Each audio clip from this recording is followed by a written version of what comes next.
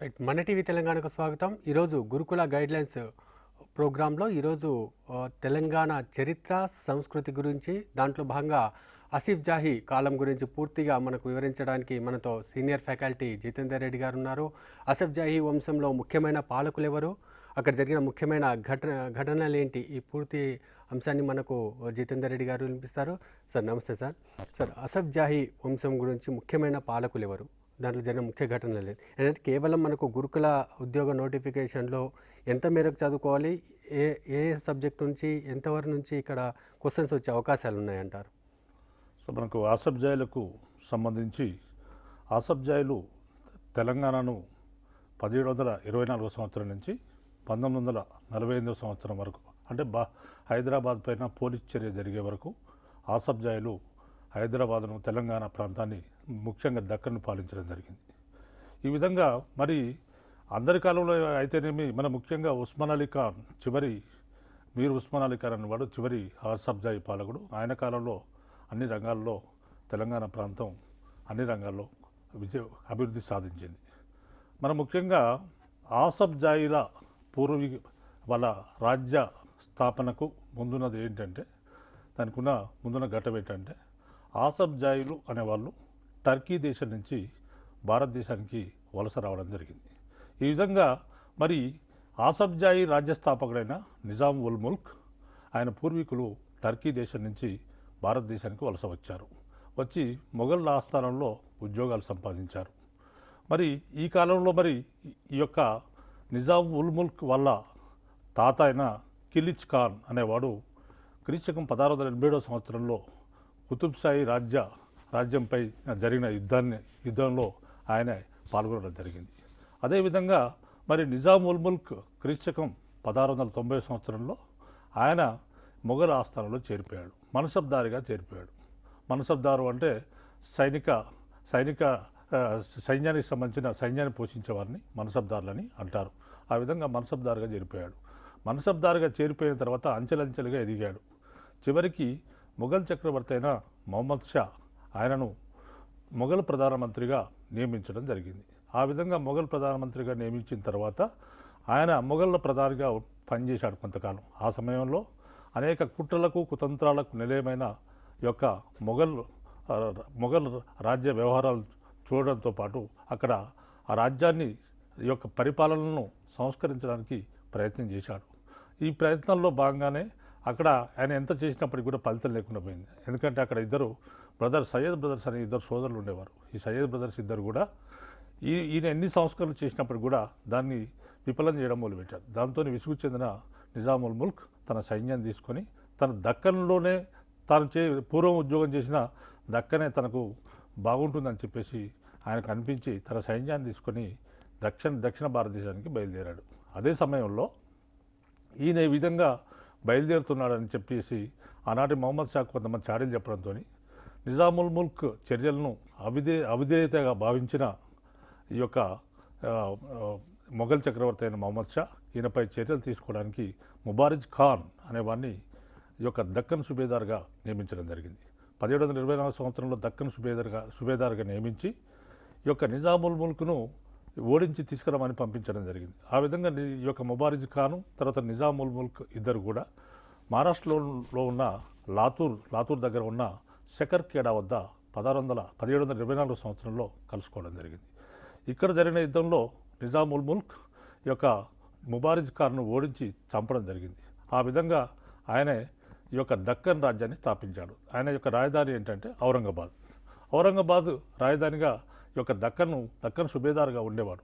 ఇటువంటి పరిస్థితుల్లో మొఘల్ చక్రవర్తి అయిన మహమ్మద్ షా ఇక చేసేది ఏమీ లేక గత్యంతరం లేక ఈయన రాజ్యాన్ని గుర్తిస్తున్నట్టు, నిజాం హైదరాబాద్ రాజ్యాన్ని గుర్తిస్తున్నట్టు, ఈయనను లేదా దక్కన్ సుబేదార్గా గుర్తిస్తున్నట్లు ఆయన వర్తమానం పంపిస్తూ ఈ యొక్క నిజాం ఉల్ ముల్క్కు ఆసఫ్ జా అనే బిరుదు ఇవ్వడం జరిగింది.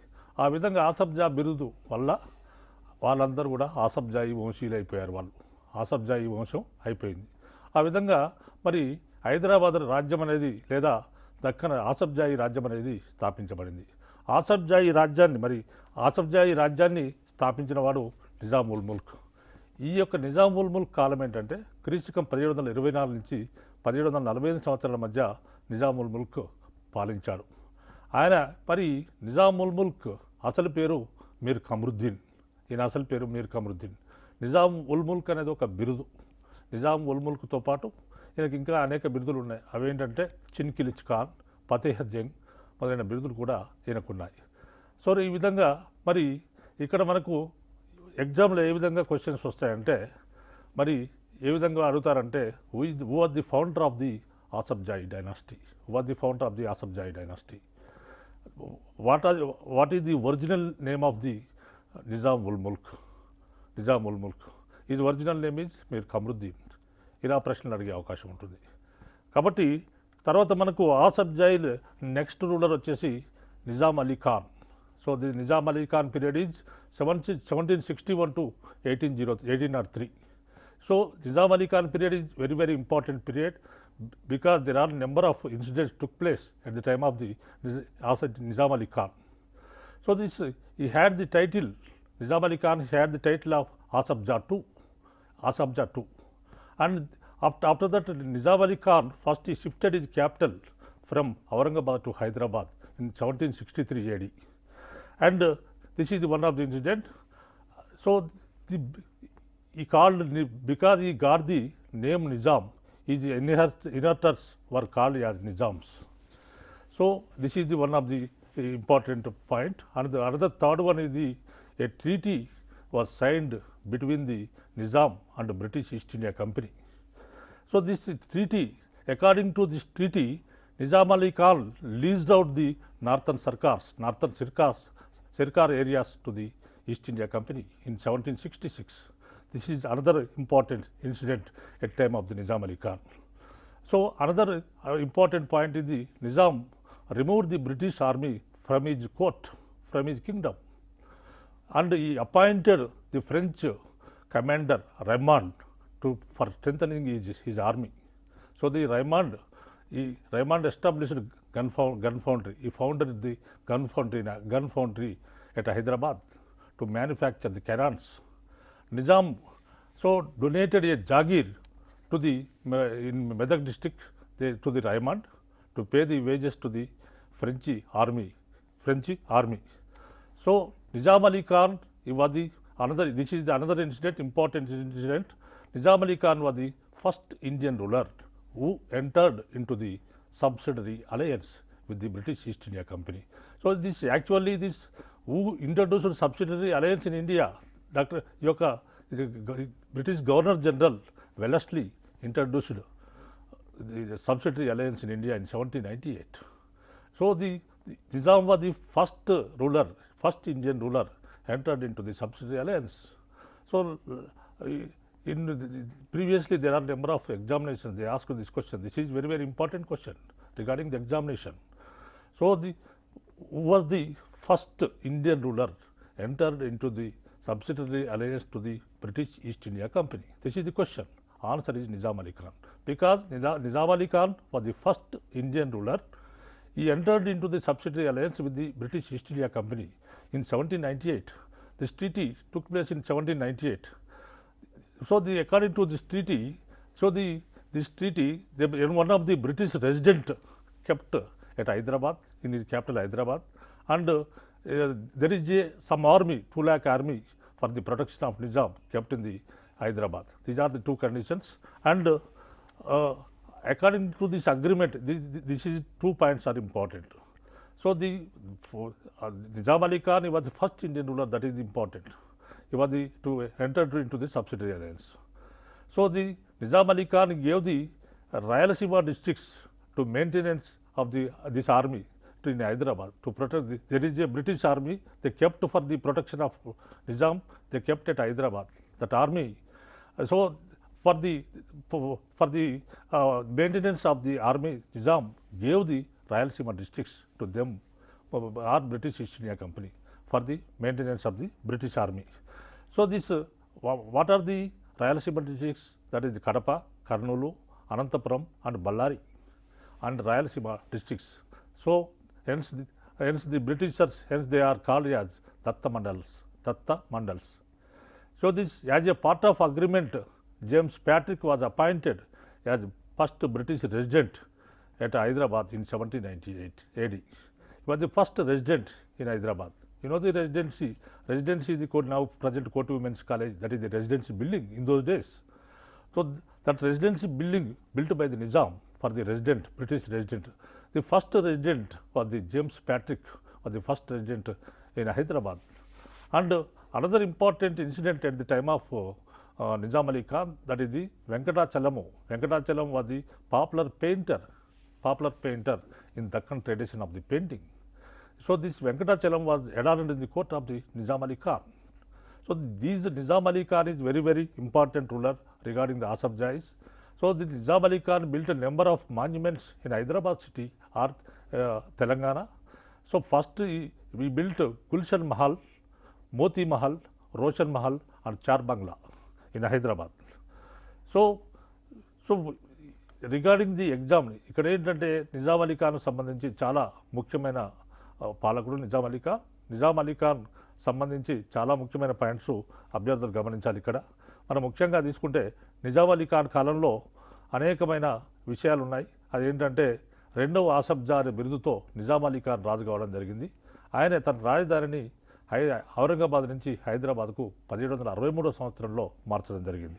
ఇక్కడ ప్రశ్న అడగవచ్చు, ఎవరు who shifted his capital, which Asafjai ruler shifted his capital from Aurangabad to Hyderabad? That is, the answer is Nizam Ali Khan. Or when he shifted his capital from Asafjais, when they shifted their capital from Aurangabad to Hyderabad, that is here in 1763.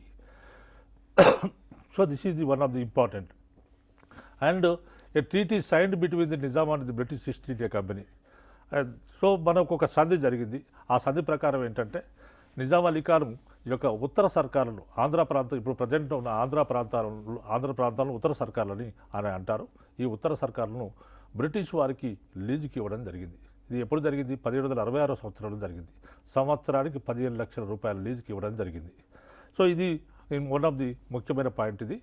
తర్వాత మనకు ఇక్కడ ఏంటంటే ఈ యొక్క Raymond అనేవాడు ఫ్రెంచి సైనికాధికారి. ఆయనను నిజాం అలీ ఖాన్ తన సైన్యాన్ని విస్తృతము అంటే స్ట్రెంథన్ చేయడానికి పెట్టుకోవడం జరిగింది.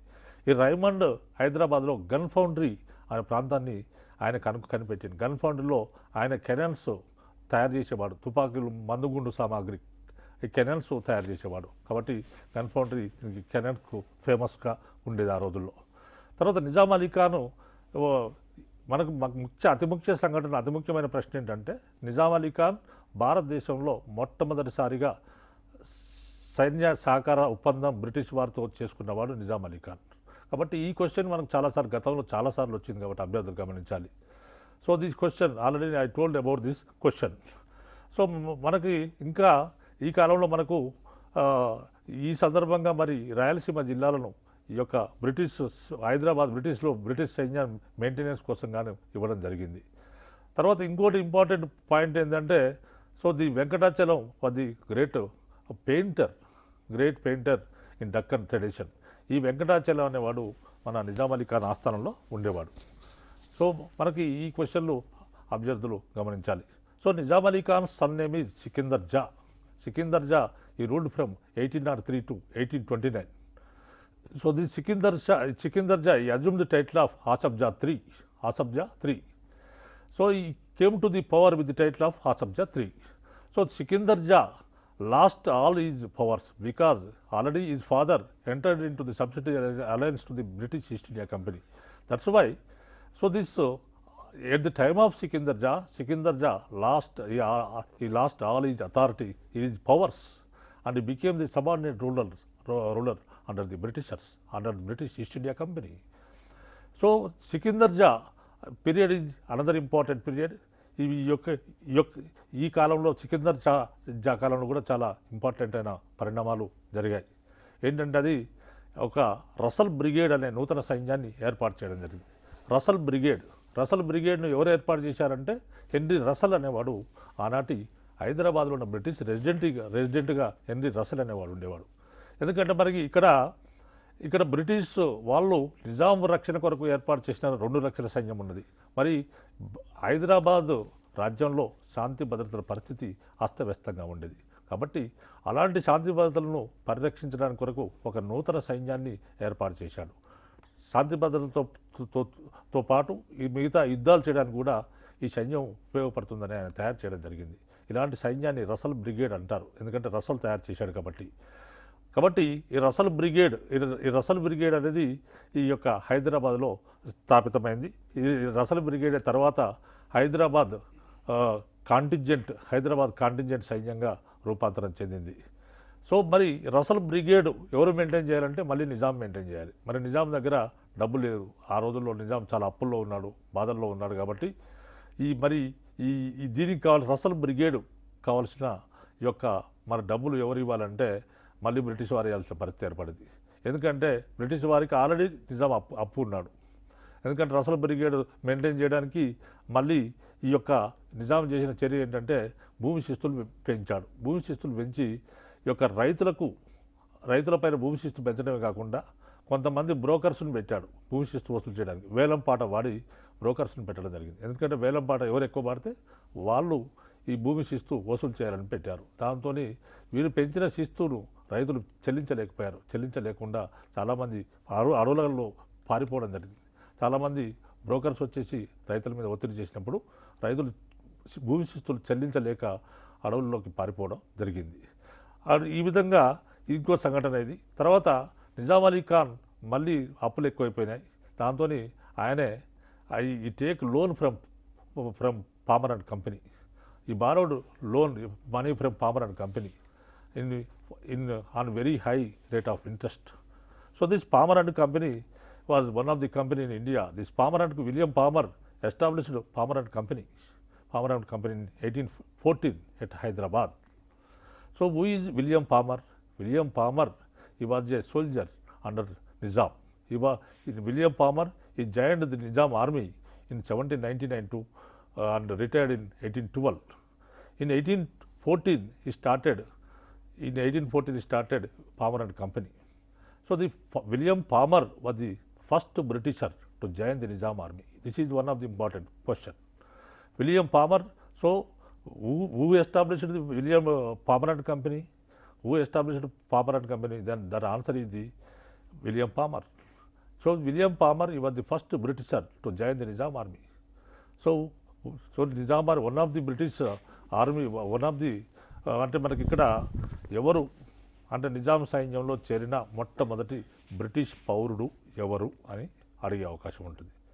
సో దిస్ బ్రిటిష్ పౌరుడు ఎవరు? విలియం పామరు పామర్ అండ్ కంపెనీని ఏర్పాటు చేశాడు. పామర్ అండ్ కంపెనీని ఎందుకు ఏర్పాటు చేశాడంటే గోదావరి నది తీరంలో ఉన్న నర్సాపూర్ ప్రాంతంలో టేకు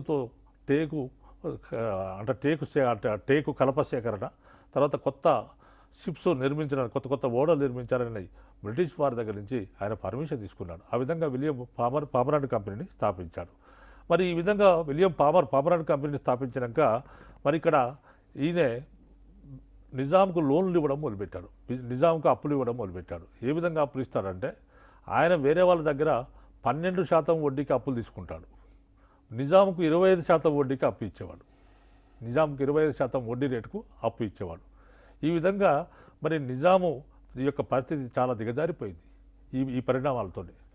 తర్వాత ఈ విధంగా మరి ఇలా అప్పు ఇచ్చినందుకు గాను నిజాంకు పామర్ అండ్ కంపెనీ అప్పు ఇచ్చినందుకు గాను దానికి షరతుగా దానికి ఆయన గ్యారంటీగా నిజాం ఏం చేశాడంటే బెరార్ జిల్లాను ఇవ్వడం జరిగింది. మరి బిరార్ జిల్లా అనేది చాలా ఐశ్వర్యవంతమైన జిల్లా. బిరార్ జిల్లాను 30 లక్షల ఇన్కమ్ వచ్చేది, ఒక సంవత్సరానికి 30 లక్షల ఇన్కమ్ బిరార్ జిల్లా నుంచి వచ్చేది. ఈ విధంగా బిరార్ జిల్లాను ఈ యొక్క నిజాం ఈ యొక్క British East India Company Palmer and కంపెనీకి అప్పగించడం జరిగింది.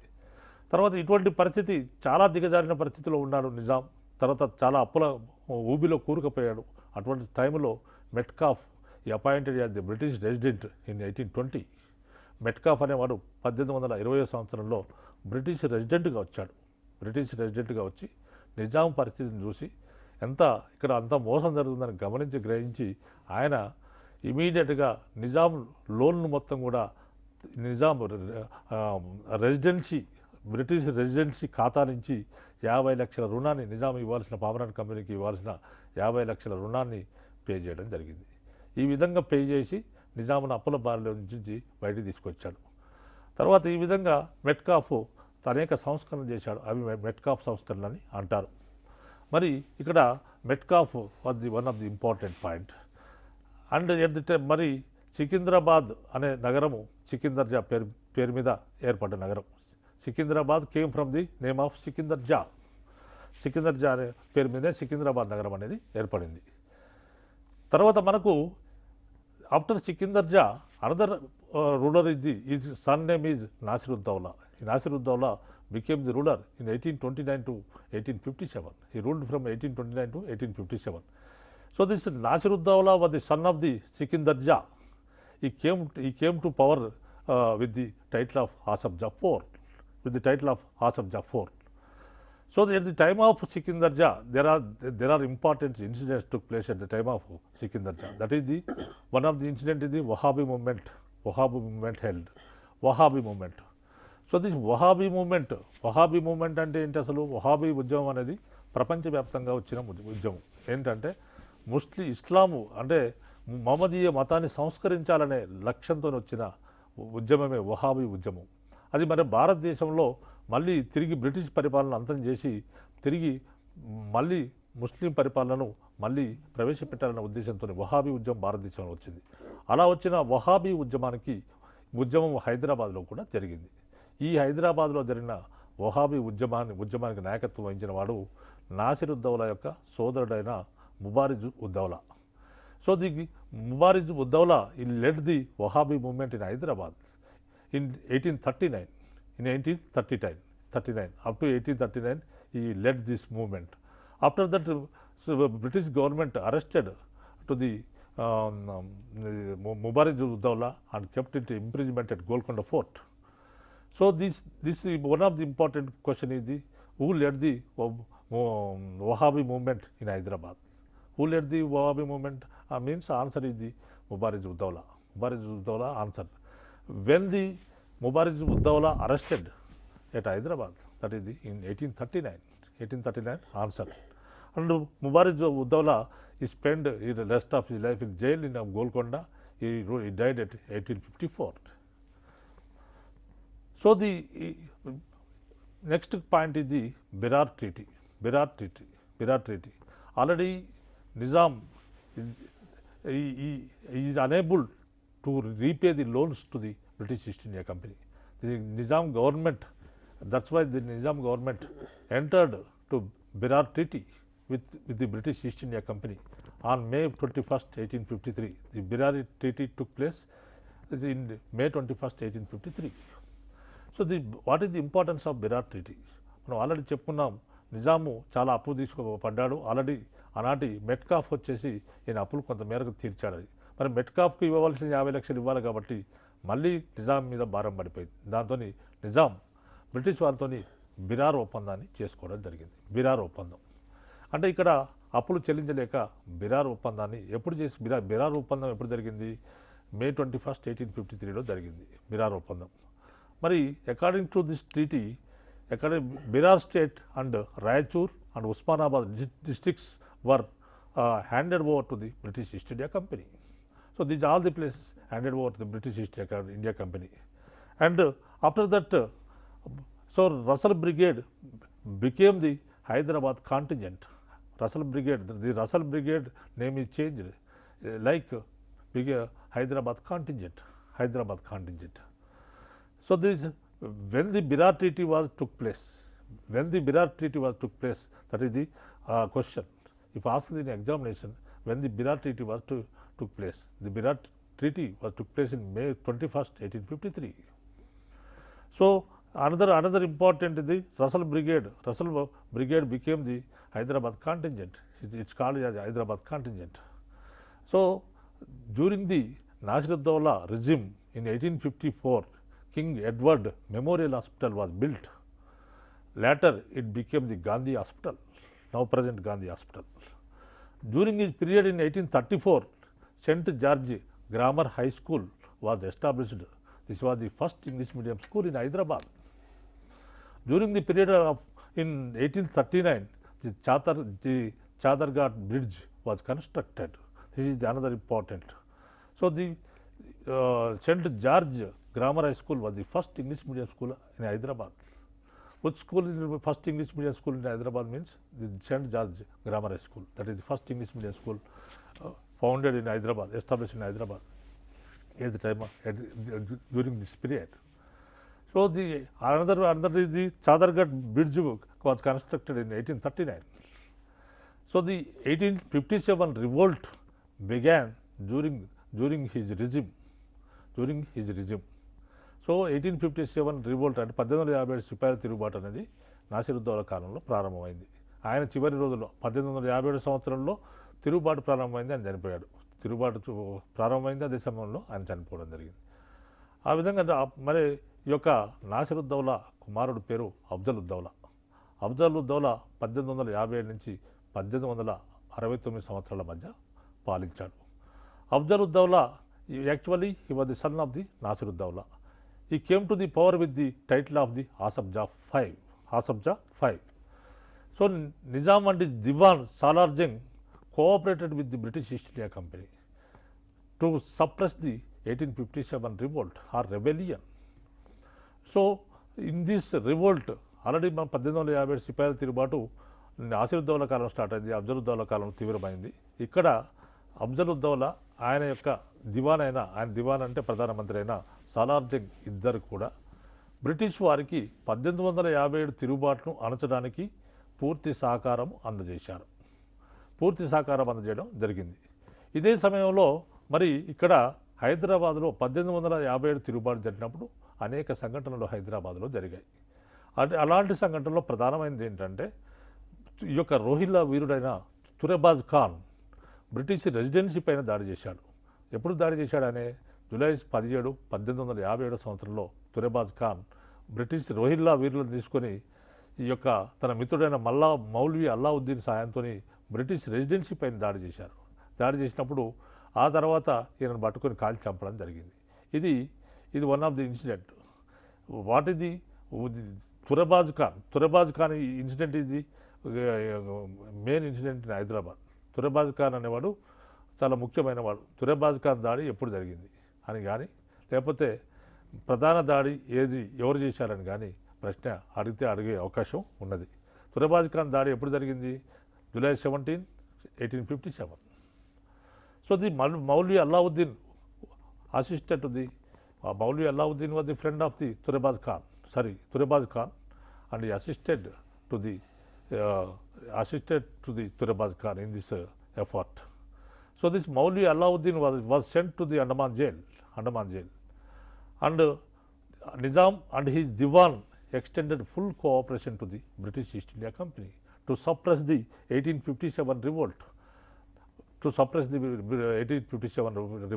British, after completion of after suppressing this revolt, the British East India Company presented to the Nizam, one of the titles they are presented to the Nizam, that is the Star of India.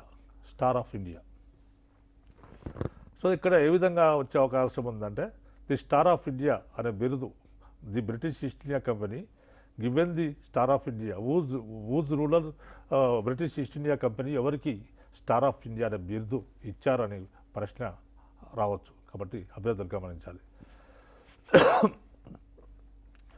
And ఇక్కడ ఇంకోటి ఏంటంటే, ఈ సందర్భంగా మరి 1857 సిపాయిల తిరుగుబాటు సందర్భంలో మరి నిజాము ఆయన ప్రధానమంత్రి బ్రిటిష్ వారికి సహాయం చేశారు. కాబట్టి బ్రిటిష్ వారు ఏం చేశారు, వీళ్ళకు కూడా కొంత బెనిఫిట్ చేశారు. అదేంటంటే, వాళ్ళు నిజాం దగ్గర గతంలో తీసుకున్న రాయచూరు ప్రాంతాన్ని, రాయచూరు అంతర్వేదిని, తర్వాత నల్దుర్గును, సోలాపూర్ను తిరిగి నిజాంకు అప్పగించడం జరిగింది. అప్పగించారు. ఎప్పుడు అప్పగించారు? 1860లో అప్పగించడం జరిగింది. అండ్ తర్వాత ఇంకొకటి ఏంటంటే, ఇది జరిగింది అంటే మరి బ్రిటిష్ వారికి ఈయన బెనిఫిట్ చేశాడు కాబట్టి బ్రిటిష్ వారు కూడా ఈయనకు బెనిఫిట్ చేయడం జరిగింది. At the time of Afzaluddaulah, there are number of institutions are established. They established number of items at the time of the institutes at the time of the Afzaluddaulah. The first institute is the Government Central Treasury, established in 1855, and second one the Government Stamps Office, established in 1856, and third one the first postal stamp First time Hyderabad, they introduced postal stamp at Hyderabad in 1869. The postal and customs and forest departments are established in 1869. And Nawab Shawarjang was the first postmaster general at Hyderabad. And he also great builder. This Abdul-ud-Dawla, he also great builder. He built a number of monuments in Hyderabad. These monuments are the Afzalganj Mosque, Afzalganj Bridge. He built Afzalganj Bridge in 1857, and Afzalganj Bazaar. He built Afzalganj Bazaar. And at the time of Nasir-ud-Dawla, Abdul-ud-Dawla father name is Nasir-ud-Dawla. The Nasir-ud-Dawla period, the Chowmulla Palace, the construction of Chowmulla Palace was started at time of the Nasir-ud-Dawla. But this Chowmulla Palace completed by his son Abdul-ud-Dawla. Abdul-ud-Dawla is completed. So this is one of the important Abdul-ud-Dawla period. And the sixth Nizam name is Mir Mahbub Ali Khan. Mir Mahbub Ali Khan. So this Mir Mahbub Ali Khan period is the important ruler among the Asafjais. His period is 1869 to 1911. 1869 to 1911. So this actually Mir Mahbub Ali Khan, he was the son of the Abdul-ud-Dawla. He was the son of the Abdul-ud-Dawla. So he was only 3 years old when he was announced as the ruler.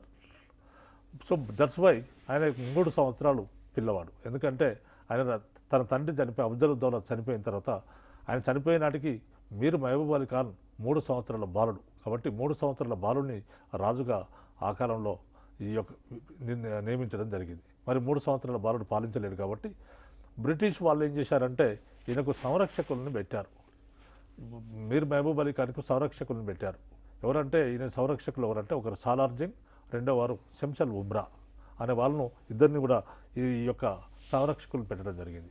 ఈ విధంగా సంరక్షకులను పెట్టిన తర్వాత ఈయనకు 18 సంవత్సరాలు వచ్చాయి. 18 సంవత్సరాలు వచ్చిన తర్వాత ఆనాటి భారత గవర్నర్ జనరల్ అయిన లార్డ్ రిప్పన్ హైదరాబాద్కు రావడం జరిగింది. హైదరాబాద్కు వచ్చి నిజాముకు పరిపాలనా బాధ్యతలను అప్పగించడం జరిగింది. ఈ విధంగా మరి ఇది one of the important point. ఎందుకంటే లార్డ్ రిప్పన్ ఎప్పుడు వచ్చిండో హైదరాబాద్ అంటే ఫిబ్రవరి 5, 1885 సంవత్సరంలో వచ్చాడు. కాబట్టి ఇక్కడ క్వశ్చన్ ఏంటంటే who was the first governor general to visit Hyderabad? First governor general of India was the first governor general of India visit the Hyderabad. The first governor general was the Lord Ripon. First time he visit. So before Ripon there is no governor general came to Hyderabad. That is important. So he visited in February 5 and 1885. And Lord Ripon was the first governor general to visit the Hyderabad. This is the important question.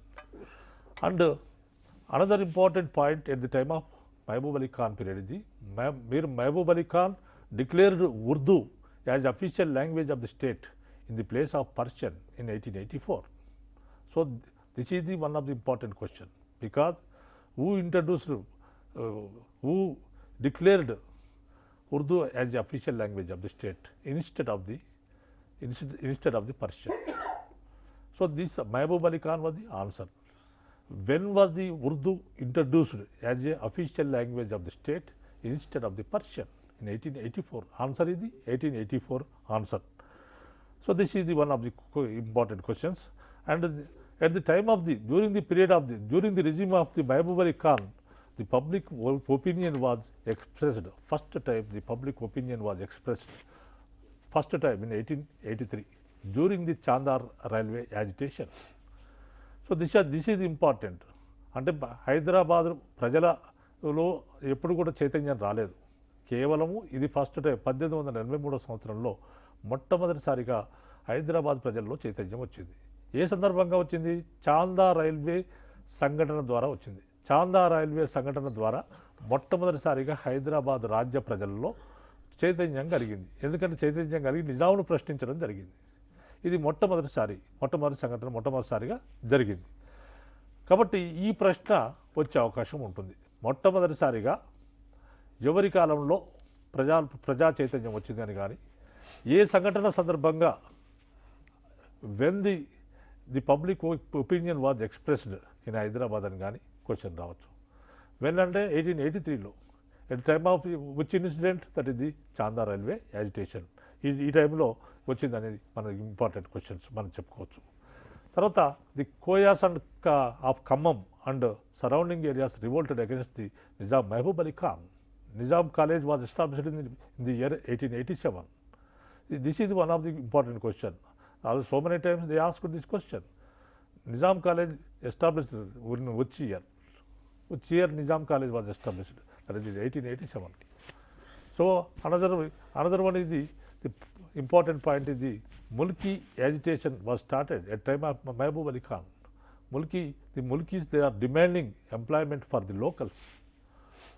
The demanding employment for the locals was started by the lawyer Kishan Rao at the time of the Mehboob Ali Khan. Mulki ఉద్యమం అనేది మొట్టమొదటిసారిగా మహబూబ్ అలీ ఖాన్ కాలంలో వచ్చింది. ఎందుకంటే ముల్కీ అంటే local, non Mulki అంటే non local. అంటే దీనికి బ్యాక్గ్రౌండ్ చాలా కారణాలు ఉన్నాయి. ముల్కీకి అనేక మంది ఉత్తర భారతీయులు వివిధ ప్రాంతాల నుంచి వచ్చిన వాళ్ళు ఇక్కడ ఉద్యోగాలు పొందారు. దీంతో లోకల్ పీపుల్కు చాలా అన్యాయం జరిగింది. లోకల్ పీపుల్కు అన్యాయం ఎవరికైతే లోకల్ పీపుల్ అంటే ముల్కీలు అంటారు, నాన్ ముల్కీలు అంటే నాన్ లోకల్స్. వాళ్ళు వచ్చేసి ఇక్కడ ఉద్యోగాలు సంపాదించడం వల్ల ఇక్కడ చాలా అన్యాయం జరిగింది. కాబట్టి వీళ్ళు ముల్కీ ఉద్యమం చేశారు. కాకపోతే ఈ ముల్కీ ఉద్యమం అనేది ఎప్పుడు ప్రారంభమైందంటే ఈ యొక్క మహబూబ్ అలీ ఖాన్ కాలంలో తీవ్రమైపోయింది పరిస్థితి.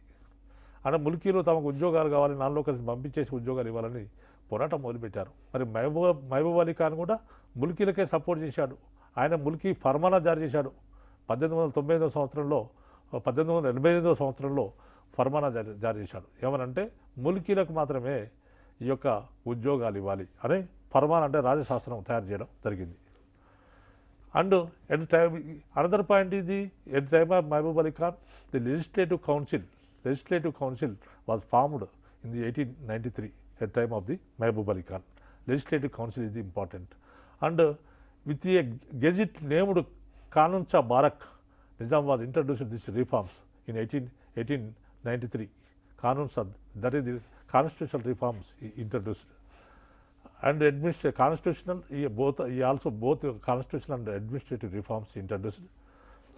With these reforms, the legislative and executive and judiciary wings were formed in administration. There is the three wings. First one is the legislative, and second one is the executive, and third one is the judiciary was formed in the part of the administrative reforms at Hyderabad. So at the time of the separate army was formed with the name of the imperial services. There is a number of army types of army in Hyderabad, name of the armies. So at the time of Mehboob Ali Khan, the separate army was founded, that is the imperial services, with the name of the imperial service. Separate army was formed with the name of the imperial services. So as a part of reorganization of the Telangana, Medak and Warangal Subhas was formed in 1905. So దీనిలో భాగంగానే ఈ కాలంలో 1905వ సంవత్సరంలో ఈ యొక్క తెలంగాణలో మెదక్ మరియు వరంగల్ సుబాలు అనేవి 1905వ సంవత్సరంలో కొత్తగా ఏర్పడ్డవి. తర్వాత మరి ఈ కాలంలో మరి ఈయన ప్రైమ్ మినిస్టర్ మహబూబ్ అలీ ఖాన్కు సంబంధించిన ప్రధానమంత్రి వికారుద్దీన్ అనేవాడు ఫలక్నామా ప్యాలెస్ను కట్టించిండు. ఫలక్నామా ప్యాలెస్ను కట్టిస్తే మీర్ మహబూబ్ అలీ ఖాన్ ఫలక్నామా ప్యాలెస్ను 1897 సంవత్సరంలో ఆయన కొనుక్కున్నాడు. ఆయనకు సంబంధించిన ప్రైమ్ మినిస్టర్కి సంబంధించిన వికారుద్దీన్ నుంచి ఈయన కొనుక్కోవడం జరిగింది. ఫలక్నామా ప్యాలెస్ను 1897 సంవత్సరంలో కొనుక్కున్నాడు. అనదర్ ఇంపార్టెంట్ పాయింట్ ఇది Job Salmon. Job Salmon was the local journalist. This Job Salmon he started a new newspaper named Hyderabad Record in 1890. Hyderabad Record in 1890. This newspaper criticized Nizam, British resident. This newspaper criticized British resident as a local seizure. This is the important information. Who established Hyderabad Record? Who established the newspaper Hyderabad Record? So who established the Hyderabad Record? This Job Salman established the Hyderabad Record. When the Hyderabad Record was started, when this newspaper Hyderabad Record was started in 1897, who criticized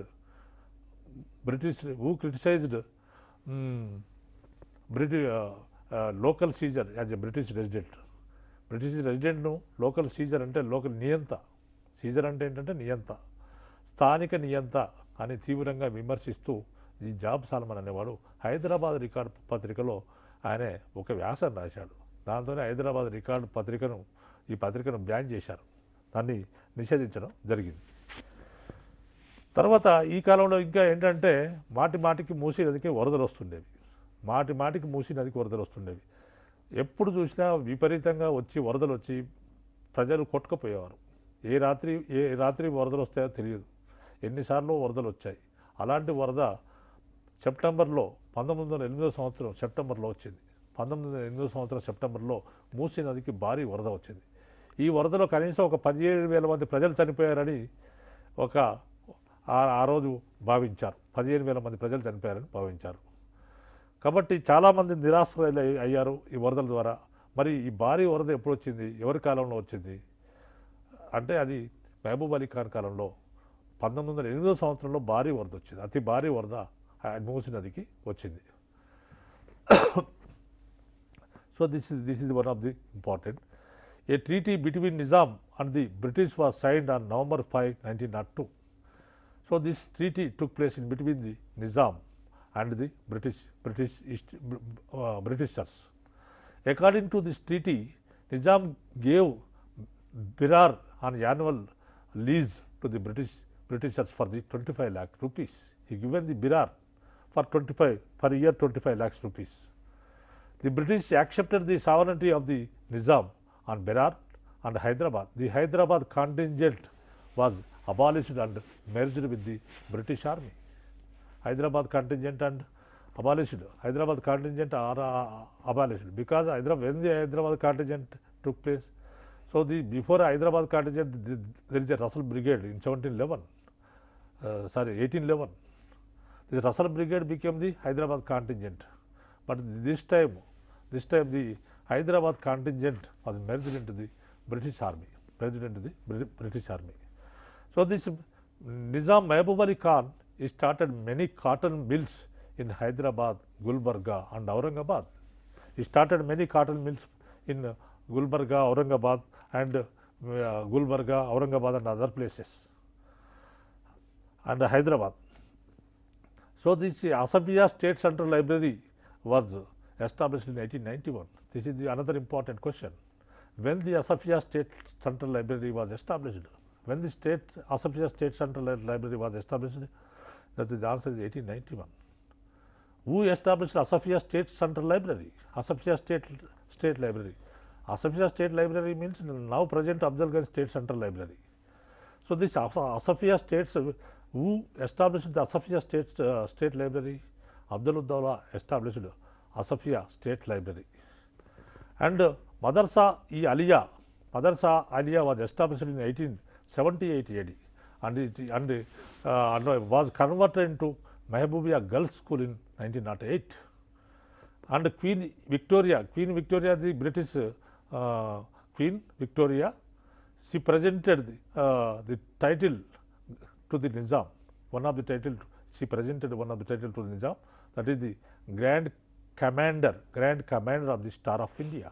Grand Commander of the Star of India. This is one of the important title presented by the British Queen Victoria to the Mehboob Ali Khan. And when she given this title, this title given in February 6, 1885. February 6, 1885. She given this title. Nizam started Victoria Memorial Orphanage at Sarur Nagar, in Sarur Nagar on May 5, 1905 in the memory of the Queen Victoria. ఇక్కడ నిజాం కూడా మరి Victoria రాణి ఇచ్చినందుకు ఆమె రుణాన్ని కూడా ఉంచుకోదలుచుకోలేదు. అందుకనే ఈయన కూడా విక్టోరియా రాణి పేరు మీద ఒక అనాథాశ్రమాన్ని సరూర్ నగర్లో విక్టోరియా మెమోరియల్ ఆర్ఫనేజ్ అనే పేరున ఆయన ఒక అనాథాశ్రమాన్ని మే 5, 1905 సంవత్సరంలో స్థాపించడం జరిగింది. So after that Mehboob Ali Khan, his son name is Mir Usman Ali Khan, became the ruler. Mir Usman Ali Khan was the 7th ruler of the Asafjais. He was the last ruler, 7th ruler and last ruler. So this he was the son of the Mahbub Ali Khan. He became the ruler with the title Asaf Jah 7. He became the ruler with the title of Asaf Jah 7. So he was the ruler of the Asaf Jah dynasty. He was the last ruler of the Asaf Jah dynasty. So at the time of Mir Usman Ali Khan or Mir Usman Ali Khan period, important period for the Hyderabad. Hyderabad developed in all sectors during his period. The First World War started in 1914 and lasted in 1918. So in this First World War, Nizam Mir Usman Ali Khan is supported to the Britishers. He helped to the Britishers financially. So during the period of Usman Ali Khan. So after the war completed in 1918, war was completed. After the war, the British Emperor sent a thanking message to Mir Usman Ali Khan or Nizam, in which he said, in this message he said that is you are faithfully Ali. You are faithfully Ali. అంటే మీ విశ్వాస పాత్రుడు, మీరు మాకు చాలా సహాయం చేశారు మొదటి ప్రపంచ యుద్ధంలో మీరు మంచి సహాయం చేశారు కాబట్టి ఆయన ప్రశంసిస్తూ ఆనాటి బ్రిటిష్ రాజు చక్రవర్తి ఒక మెసేజ్ పంపించాడు ఈయనకు, నిజాం ఉస్మాన్ అలీ ఖాన్కి. ఏమని పెట్టాడంటే మెసేజ్ కింద అంతా చెప్పి మీకు చాలా థ్యాంక్స్ అని చెప్పి కింద ఏం పెట్టాడంటే, మీ విశ్వాస పాత్రుడు చక్రవర్తి, మీ విశ్వాస పాత్రుడు, యువర్ ఫేత్ఫుల్ అలీ అని మెసేజ్ పెట్టడం జరిగింది. హూ అంటే ఇక్కడ ఫేత్ఫుల్లీ అలీ ఎవరంటే చక్రవర్తి, బ్రిటన్ చక్రవర్తి. So the British elevated the status of Nizam from his highness the Nizam to his exalted highness. So British వాళ్ళు ఈయన యొక్క గౌరవాన్ని పెంచారు నిజాం ఉస్మాన్ అలీ ఖాన్. ఏంటంటే ఆయనకి హీజ్ హైనెస్ అనేది ఒక హోదా ఉండేది అంతకుముందు. అయితే ఇప్పుడు యుద్ధం తర్వాత ఏం చేశారంటే ఈజ్ ఎగ్జాల్టెడ్ హైనెస్ అనే హోదాను పెంచావు. ఈజ్ హైనెస్ను ఈజ్ ఎగ్జాల్టెడ్ హైనెస్గా హోదా పెంచడం జరిగింది. సో ఆఫ్టర్ ఎప్పుడు పెంచారంటే 1918 జనవరి 14th రోజు పెంచడం జరిగింది. So the British gave night Grand commander. So another title in 1912 they gave the another title, that is the Grand Commander of the Star of India. This title given to the Nizam in 1912. This title given to the Nizam in 1912. That is the Night Grand Commander of the Star of India. ఈయనకి ఏం చేశారు, ఇంకొక తోక తగిలిచ్చారు ఎక్కువ. ఏంటంటే Knight Grand Commander of the Star of India అనే బిరుదును 1912వ సంవత్సరంలో నిజాం ఉస్మాన్ అలీ ఖాన్కు బ్రిటిష్ వారు ఇవ్వడం జరిగింది. Who given the Knight Grand Commander of the Star of India, the Britishers they gave to the Osman Ali Khan. Who take this title? So Nizam Osman Ali Khan, he was the grand commander, night grand commander of Star of India. He taken title from the Britishers. They gave this title to the Nizam Usman Ali Khan in 1912. So another one, the Osmania University was founded with Urdu as the teaching language. Osmania University was founded with Urdu. Urdu is the medium of instruction. This is the first university formed on the basis of the Indian languages in 1918. So this is the first university. Osmania University was founded in 1918. When the Osmania University was found, that is the question. Answer is the 1918 is the answer. So which university was the first university in Indian languages? That is the first university is the Osmania University. So the Osmania University, regarding the Osmania University, actually the Nizam Usman Ali Khan issued the Farmana for the establishment of Osmania University. He issued the Farmana in 1917, April 26th, issued that Farmana. And the university was established in 1918. Arts College building was the main building in the Osmania University. Arts College building was designed with Hindu, Muslim, Arab, Moorish, Gothis and architecture, the style of architecture. This is the mixture and mixture style of architecture. That is the Hindu, Muslim, Arab, Moorish, Gothic and architecture. So this Belgium architect Jasper designed this building, this Arts College building. So Nizam laid foundation stone for Osmania University building in 1934. The first building of the Osmania University, that is the Arts College, was inaugurated in 1939. So university shifted into its own building in 1939. Another buildings also started in 1939. So this is the one of the important university. Already మీకు తెలుసు ఈ యూనివర్సిటీకి 100 సంవత్సరాల celebration జరుగుతున్నాయని. కాబట్టి మనకు అభ్యర్థులు గమనించాల్సింది ఏంటంటే ఇక్కడ ఒక కరెంట్ అఫైర్స్కు చరిత్రను దాన్ని లింక్ చేసి ప్రశ్నలు అడుగుతుంటారు. గతంలో కూడా మనకు చాలా ప్రశ్నలు ఆ విధంగా వచ్చాయి. కరెంట్ అఫైర్ ఇప్పుడు ఒక ఇన్సిడెంట్ జరిగిందంటే దానికి సంబంధించిన చరిత్ర మన దగ్గర ఏమైనా ఉంటే దాన్ని బేస్ చేసుకొని క్వశ్చన్స్ అడుగుతుంటారు. ఉస్మానియా యూనివర్సిటీ 100 సంవత్సరాల సెలబ్రేషన్స్ అవుతున్నాయి కాబట్టి దాన్ని బేస్ చేసుకొని క్వశ్చన్స్ అడిగే అవకాశం ఉంటుందని, ఉస్మానియా యూనివర్సిటీ నుంచి ఒక్క క్వశ్చన్ అయినా వస్తుందని అభ్యర్థులు గమనించాల్సిందిగా కోరుతున్నాను. అండ్ నిజాం ఈ separated judiciary department from his administrative wing in 1922. When the Nizam separated judicial department from his administrative wing, this is the answer is the 1922. The 200-year celebration of Asafjai kingdom formation was celebrated at Chowmalla Palace in 1923.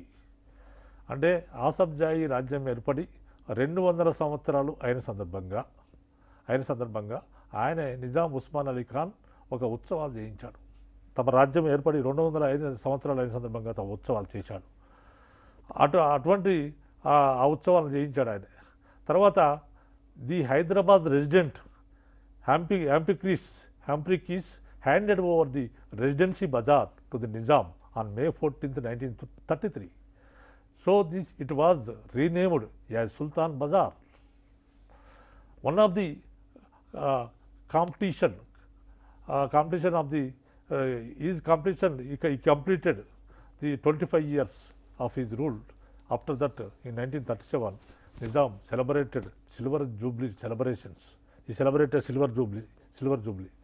తన పరిపాలన 25 సంవత్సరాలు పూర్తయిన సందర్భంలో నిజాం ఉస్మాన్ అలీ ఖాన్ ఒక ఉత్సవాలు చేయించాడు. అలాంటి ఉత్సవాలు ఎప్పుడు జరిగినాయి?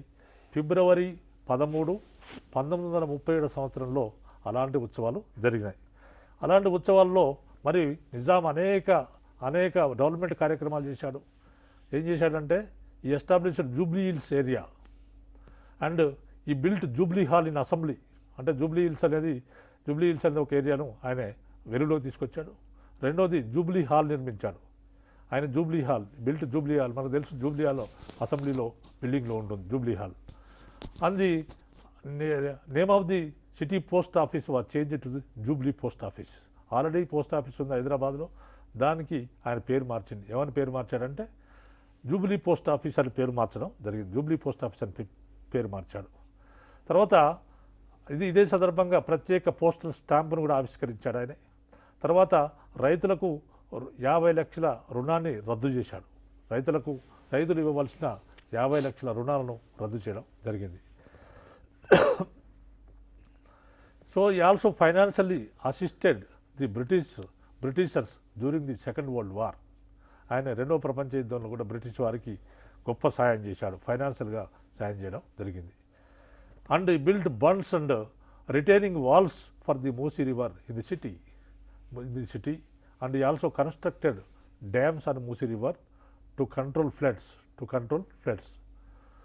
ఉస్మాన్ సాగర్ అండ్ ఇక్కడ ఏంటంటే మూసీ నదికి మాటికి వరదలు వస్తున్నాయి.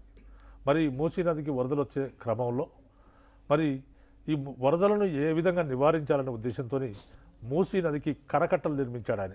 సైడ్ వాల్స్ కరకట్టలు నిర్మించడం జరిగింది.